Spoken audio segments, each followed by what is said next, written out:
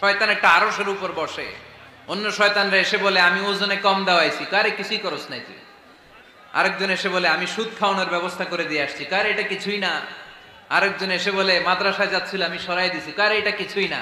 আরেক শয়তান এসে বলে আমি স্বামী স্ত্রীর মধ্যে বিচ্ছেদ ঘটায় দিছি। ইবলিশ শয়তান তখন এটারে নিয়ে নাচতে শুরু করে দেয়।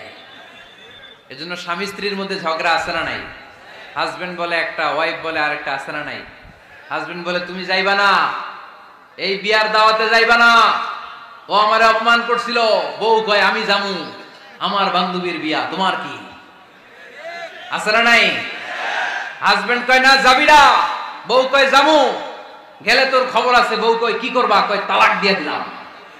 আছে না নাই? ছোট্ট ঝগড়া থেকে মাথা গরম করে রাগের মাথায় তালাক দিয়ে ফেলে। এজন্যই রাগ ভয়ঙ্কর।